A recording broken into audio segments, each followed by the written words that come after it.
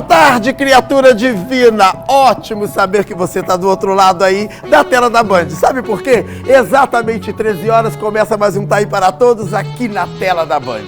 O nosso tema hoje, olha, veio muito a calhar esse lado da pandemia que está acontecendo em todo o mundo, né? São as ações locais de enfrentamento às consequências socioeconômicas da pandemia do Covid-19. Meu convidado, Davidson Silvestre, um consultor de gestão pública municipal. Olha ele aí na tela, tá bom? Tem abraço, gente? Tem abraço no telão? Tem? Então faz o seguinte, me acompanha aqui que eu vou dar um pulinho aqui no telão, que parece que já tem alguns abraços aqui e a gente não pode perder esse fervo, entendeu? Vamos lá!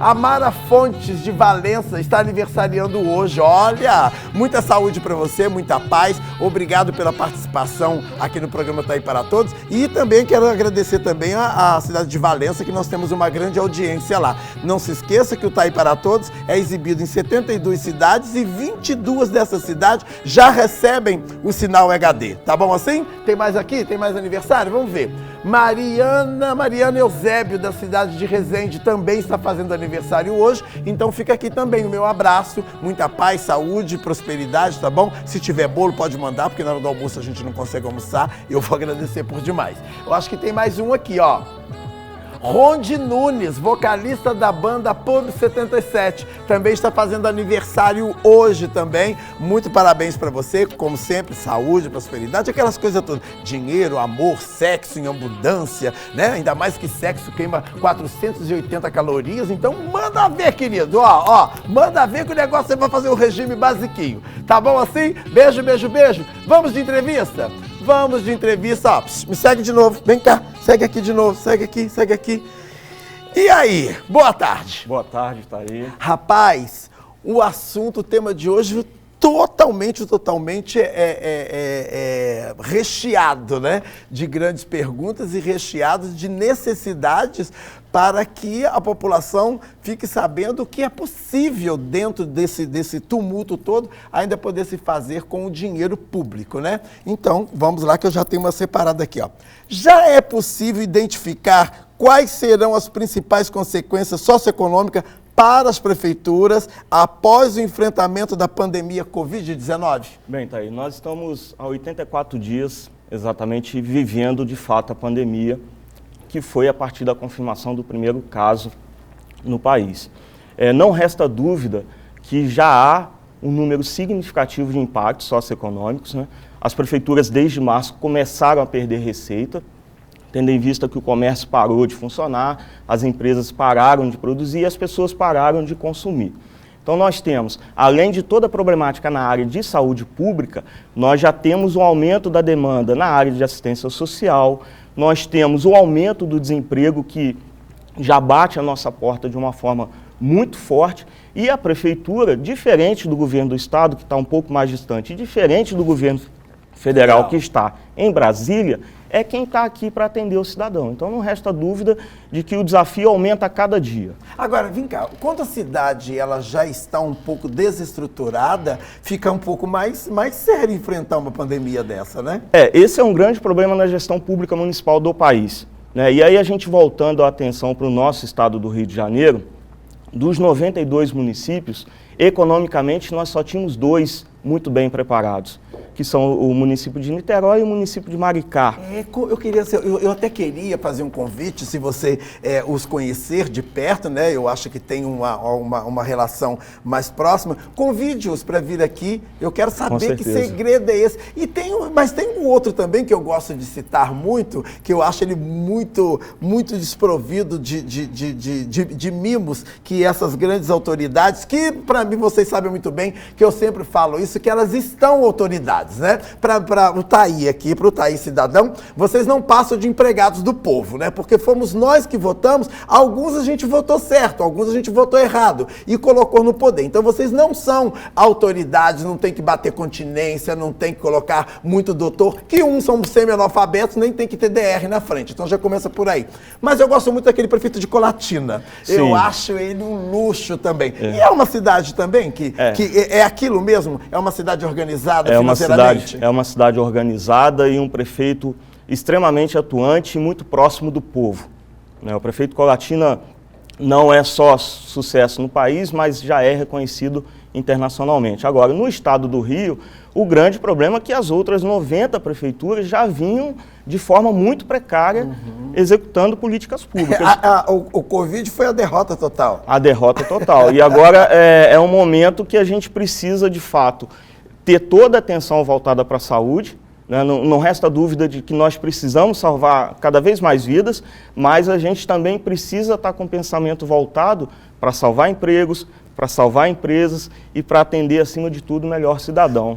Tem alguma fórmula, Deilson, tem alguma fórmula de quantos, conforme a população da cidade e quanto que tem que ter de atendimento à saúde, que eu falo, tipo, uma cidade que tenha 100 mil habitantes, mais ou menos numa situação dessa, que só tem um hospital, quantos leitos teriam que ter para atender uma população, fora essas montagens de hospitais de emergência? Então, essa disponibilidade de leito em função da pandemia, ela tem uma variação em função do número de casos que são identificados. O problema que a gente começou a viver com a chegada da pandemia é que nós já tínhamos uma saúde muito precária.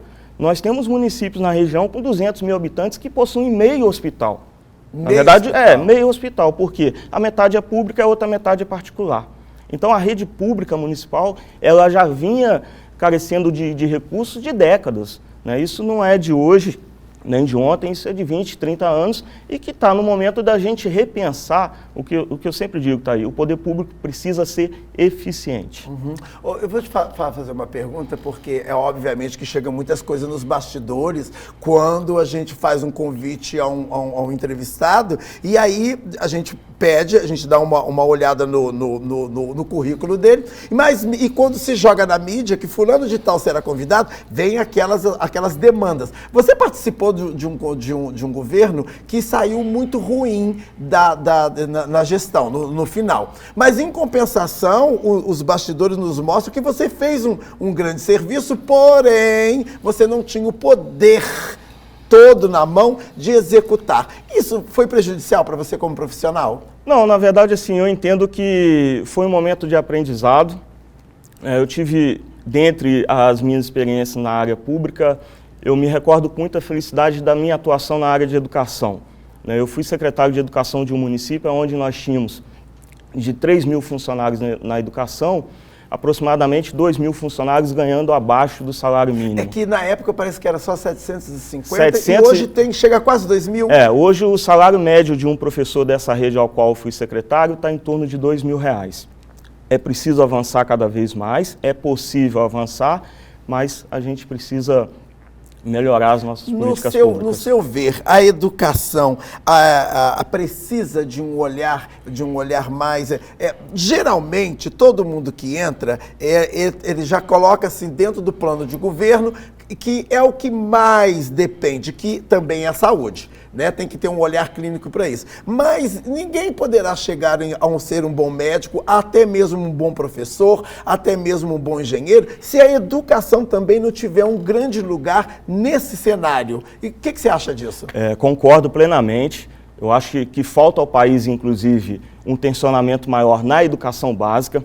Eu trabalho hoje com 8 prefeituras, na minha experiência de consultoria, e o primeiro pedido que o prefeito faz... Inclusive Maricá e Niterói, que você trabalha, é por isso que você citou as duas, porque elas estão de pé. Olha, gente, o meu entrevistado me dando um golpe baixo, ele que organizou a casa. E o primeiro pedido que o prefeito faz é, vamos trazer uma empresa, preciso gerar emprego. E todo prefeito precisa ter a consciência que é o seguinte: o emprego só vai aonde existe a mão de obra qualificada. Sim. O bom empresário hoje entende que o que mais tem de importante na empresa dele é o recurso humano. Você é a favor que uma gestão pode também ter um grande sucesso quando o aproveitamento desses profissionais, quando chega uma empresa dentro da cidade, usar a mão de obra local, mas a partir do momento que essa mão de obra local seja qualificada? É uma via de mão dupla? É esse o caminho. É esse o caminho. Só existe um caminho para o desenvolvimento, e esse caminho passa pela educação. O município que não tem uma educação básica forte, que não tem um ensino técnico profissionalizante e que não tem um ensino universitário, ele não vai se desenvolver. Vai ser uma cidade dormitório. Dormitório. Tem mais algumas perguntas aqui, mas se você já notou que eu não estou usando a ficha, a gente faz assim, porque eu adoro derrubar a ficha, os meus telespectadores já estão acostumados com isso. Vamos lá. Quando você coloca uma empresa dessa, obviamente que você tem a gestão, ela pode ceder um terreno para que essas empresas possam ser instaladas. E aí tem todos aqueles benefícios que a prefeitura, né, a gestão, dá a essa empresa. Não é um tempo muito longo? Você fica 20 anos sem pagar. Você fica, vamos começar pelo 10. Por 10 anos, 15 anos, 20 anos sem pagar algo para o município, mas que está gerando emprego. E aí entra uma outra gestão, caso o prefeito não seja reeleito, e entra uma outra gestão. Não é prejudicial para a próxima que está... Ela tem aquela empresa que não vai arrecadar nada durante 20 anos na cidade? Eu acho um erro. Eu não sou gestor, mas eu olho e quero uma análise. Isso de fato precisa ser muito bem estudado quando o município resolve fazer esse tipo de concessão. Um ponto fundamental que nós precisamos cobrar dos nossos prefeitos, dos agentes políticos, é o trabalhar hoje e pensar no amanhã. Dificilmente um prefeito pensa a cidade ao longo de 10, 20 anos. Ele pensa na gestão dele, ele quer resolver o problema dele. E aí ele acaba atrapalhando a cidade no futuro. Num grande desenvolvimento. Então, na verdade, isso tem que a gente precisa de um projeto de cidade. Por isso que o prefeito de Colatina é um sucesso. Por quê? Porque o prefeito de Colatina ele vai na rua ouvir os cidadãos. As cidades são feitas de pessoas. A cidade não é feita de um único prefeito. É até um erro um prefeito achar que ele sozinho vai resolver o problema da cidade. Agora, vamos lá. Eu não sei, eu acho que vai dar tempo ainda que eu tenho que ir para o intervalo já. Olha só, mesmo diante do atual quadro da saúde pública em função do Covid, o que é possível ainda fazer para minimizar os impactos desta crise? Primeiro dever de casa, que se não foi feito, tem que ser feito hoje ou começar a ser feito amanhã. Reorganizar a estrutura da prefeitura. O que funcionou até março não funciona a partir de março, que foi a chegada da pandemia. Então, reestruturar o funcionamento dessa máquina administrativa, que é uma máquina extremamente pesada. Tá, mas que detém também um grande orçamento, uma grande parte do orçamento da cidade, né? Mas não me responde isso agora não, sabe por quê? Eu vou para o intervalo e eu volto com muito mais Tá Aí para Todos, aqui na tela da Band. Olha, gestão pública, adoro esse tema. Sai daí não, criatura. 2 palitinhos, eu tô de volta. Fui!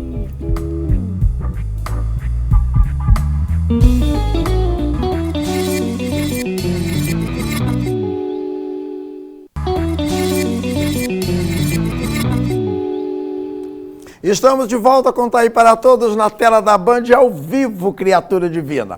Olha só, todo mundo está passando por um tempo novo, de desafios, e é a hora de olharmos para frente com esperança e nos adaptarmos às mudanças. Por isso a Sun Life, uma empresa que sempre pensou no seu futuro, preparou uma promoção preocupada em te ajudar agora, no seu presente. Assista o VT e depois eu volto para completar um pedacinho. Roda aí, quero ver. A Sun Life acredita que dias melhores virão. E para você que quer ampliar a conexão com energia limpa e renovável, a Sun Life se compromete a pagar as 2 primeiras parcelas do seu financiamento e você só começa a pagar daqui a 5 meses. Porque este momento nos mostra cada vez mais a necessidade de um novo comportamento social. E a energia solar faz parte dessa mudança. Conte conosco. Sun Life. Tá bom para você? Criatura divina, olha só, presta atenção. Economize até 95% da sua conta de luz e comece a pagar somente na 5ª parcela. Anota aí o WhatsApp, 24 992 57 40 78. Eu vou repetir, 24 992 57 40 78. Faça contato com a Sun Life Energia Solar, aqui na tela do Tá Aí para Todos. Eu gosto desse fervo. Vamos de entrevista? Então vamos nós. Tem uma pergunta aqui, ó.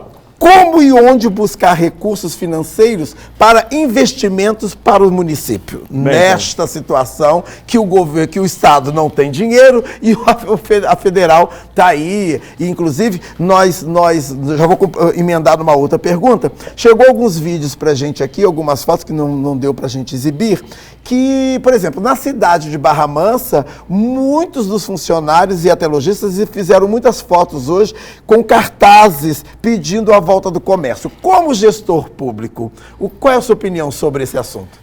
Bem, vamos começar pelo comércio, depois eu volto vamos lá. Como buscar recursos financeiros para os investimentos dos municípios? O que acontece? Eu sempre digo o seguinte, não falta à área pública recursos financeiros. O que falta à área pública é competência e eficiência para gastar o recurso.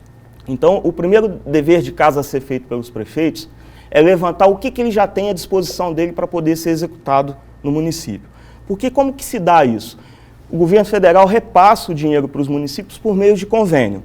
No meio dessa história, você tem a Caixa Econômica Federal, que tem um padrão de qualidade gerencial já reconhecido internacionalmente. E as prefeituras, por serem incompetentes, acabam não conseguindo aplicar esse recurso. Então, antes de buscar um novo recurso, não adianta pensar no novo agora, se você já tem um conjunto de recursos à sua disposição. A nível de país, a Caixa Econômica hoje tem 52 bilhões de reais parado, esperando às vezes uma licença ambiental, esperando às vezes um projeto de engenharia. Nós temos município aqui na região do Médio Paraíba que tem 20 milhões de reais à sua disposição, que já perderam outros 10 milhões de reais, que era recurso para o município, comprar equipamentos inclusive para a área de saúde. Nós temos município aqui na região que perdeu 2 milhões de reais de emenda parlamentar de deputado federal, que era para comprar equipamentos da área de saúde. E quando, já vou pular agora numa situação, e quando essas verbas chegam e elas não são demonstradas à população, e aí entra a situação da Câmara Municipal, dos vereadores não fazerem o seu devido trabalho, que é fiscalizar. Piora mais ainda? Piora e agrava, sem sombra de dúvida, o quadro a nível municipal. Então, o que a gente precisa de fato, é não só aumentar a participação social e que os vereadores, no caso o Poder Legislativo, que tem a competência constitucional para fazer esse trabalho de fiscalizar, entenda que é o papel dele. Às vezes o cidadão não quer simplesmente uma rua limpa ou uma rua capinada.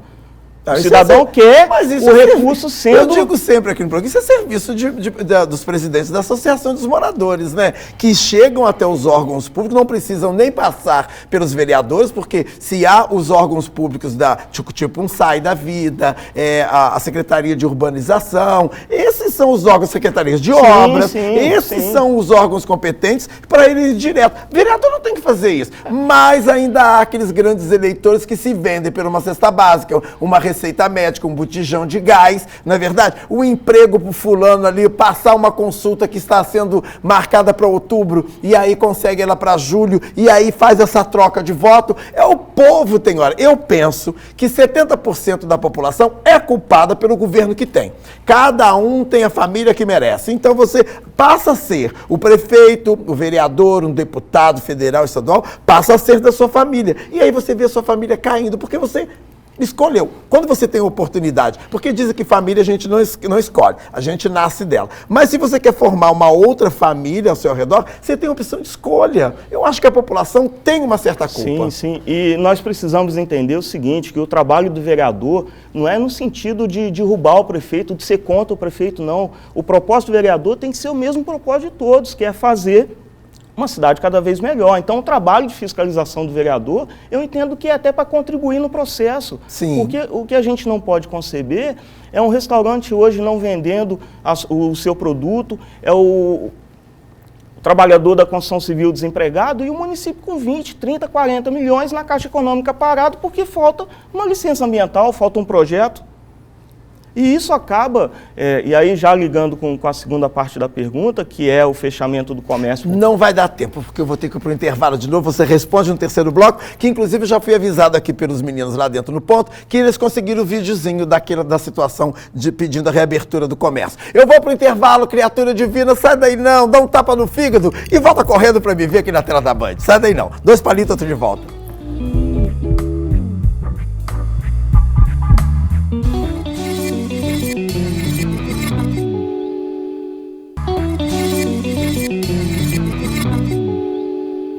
Foi um intervalo rapidinho, eu já estou de volta aqui na tela da Band e nós conseguimos o vídeo que foi produzido pela população de Barra Mansa. Roda aí que eu quero assistir isso aí. Roda aí.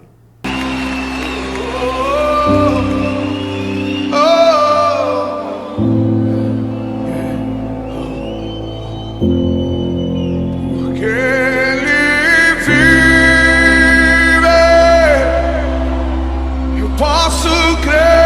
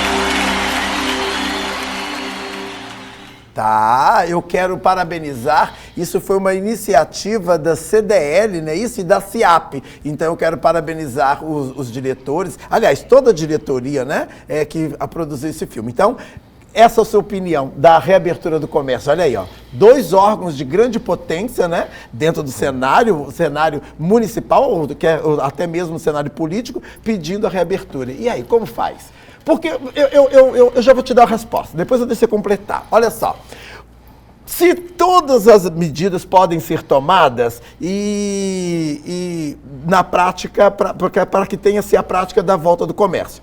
Então, se essas medidas, elas já estão sendo, por quê? Farmácias, supermercados, algumas entidades bancárias, por que não estender isso ao comércio? Não dá para entender. Por que só esse privilégio de farmácias e supermercado? Eu preciso entender. Tem uma explicação? Bem, Thaí, assim, eu vejo com muita preocupação a situação de Barra Mansa, né? Já é algo que a gente já imaginava que pudesse acontecer. Primeiro porque o município, aqui na região, é o município que tem a menor estrutura hospitalar, né? Isso não resta dúvida. Eu não trabalho em Barra Mansa para a prefeitura, mas conheço o município, acompanho o município, a gente sabe que o município não tem estrutura hospitalar. Sim. Então, assim, eu vejo com muita preocupação porque está faltando nesse momento, além do diálogo, ações de curtíssimo prazo na área de saúde que possam possibilitar a segurança para a abertura do comércio como um todo. Sim. E a gente tem um exemplo muito forte, que é o município vizinho, que é Volta Redonda, que tem quase o dobro da população, um número de casos muito maior comprovado, mas que funciona normalmente. Uhum. Pode parar na sexta, ou no próximo sábado, ou no domingo, como já mas foi. Mas o prefeito Samuca está fazendo um grande esforço para que isso não aconteça. Então, falta uma melhor articulação local, ações propriamente ditas e concretas na área de saúde, para que o Poder Judiciário consiga enxergar isso e liberar o funcionamento. Eu tenho mais uma perguntinha, mas eu quero entrar num outro ponto aqui. Uma cidade mais ou menos como Barra Mansa, 200 mil, quase 200 mil habitantes. 200 mil. Há uma necessidade de 18 secretarias? Dá para se enxugar essa folha de pagamento com esses cargos? Existem até alguns secretários que ganham muito mais do que o próprio gestor. Isso não pode mudar? Tá, acabou o nosso tempo. Não só dá como é necessário. É o único caminho para a sobrevivência.